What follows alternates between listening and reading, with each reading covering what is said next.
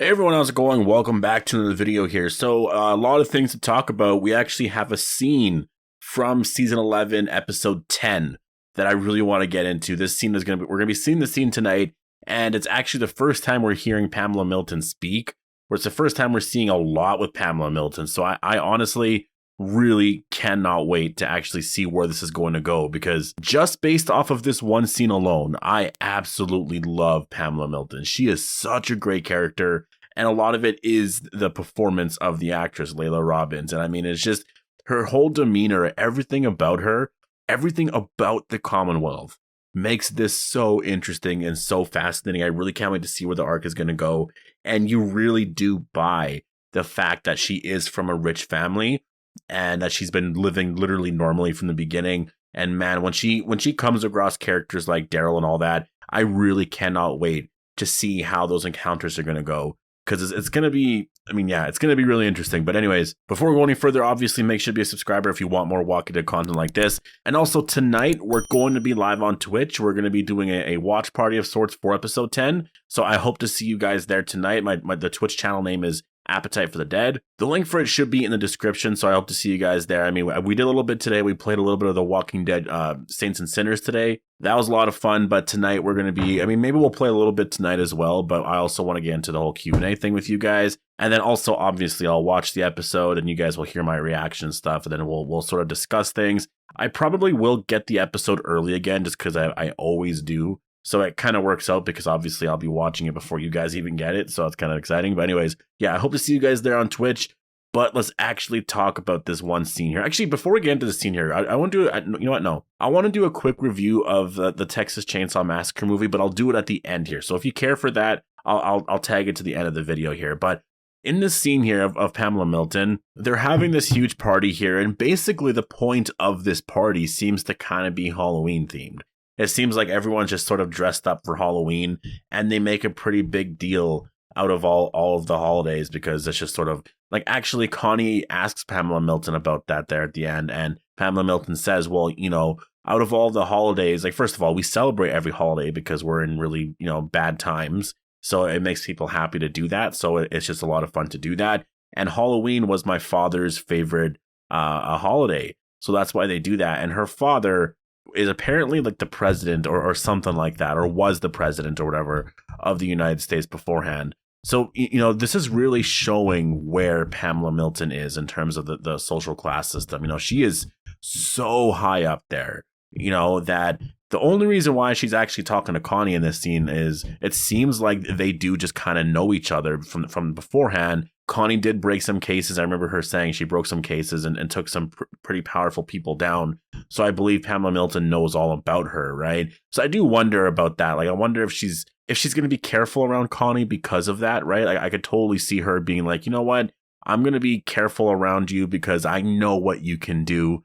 Yeah. And I love the fact that Pamela Milton is she's such a politician where she can easily avoid questions. She knows how to avoid questions, because Connie at one point asks her, like, what would your father say about the class divide on display here? Because it's pretty obvious that there's a huge social class divide here between the people who are like any one of us, and then the people who are like powerful like her, right?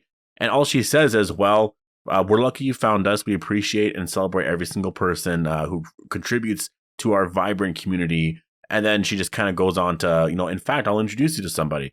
And then so she completely avoids answering the question and moves on.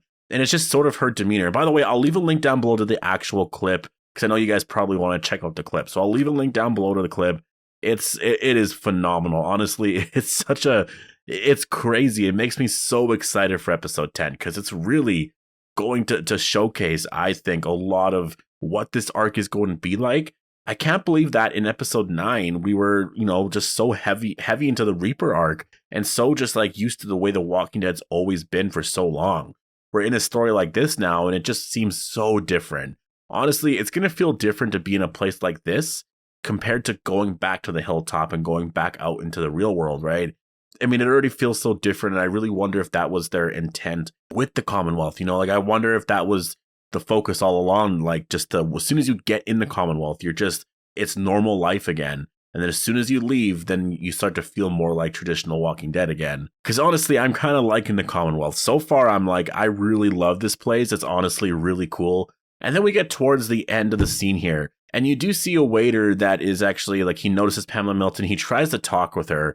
But then the woman that is not Stephanie or whatever, I guess her assistant just sort of says, you know what, she's really busy. She has a lot of people to talk to right now. And so he's just he looks all pissed and annoyed. We know because of the trailer that he's going to be sort of freaking out right away and saying like, you're messed up because of this, Pamela, and blah, blah, blah. And we're rebelling against you. Like, you're corrupt and this and that. And Daryl's also going to be in that scene when it happens. And for those that don't remember, this guy was actually a Commonwealth soldier in the bonus episodes. He was actually there with Pamela. He was there with Princess, and Princess is the one that beat him up or whatever. That likely is why he's a waiter now. He just wasn't equipped to be a soldier anymore. Because Yumiko and Princess actually are like, yeah, that guy looks familiar. And Princess is like, yeah, I beat the shit out of him in that train cart. I mean, so yeah, really crazy scene. I'm so excited for tonight's episode. I really can't wait to get, anything with Pamela Milton. She's one of my favorite characters. Just based off of this scene alone, I think she's my favorite character from the arc already. Like, just from the Commonwealth anyways. Just because Sebastian's cool.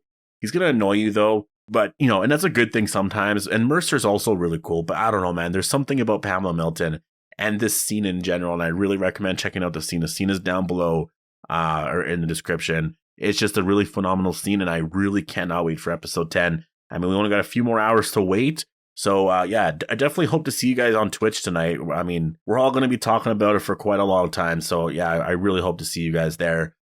Now, I actually want to talk about the new Texas Chainsaw Massacre. I was actually really unaware that it was coming out. I guess it came out yesterday or whatever. I had no idea that it was coming out so soon.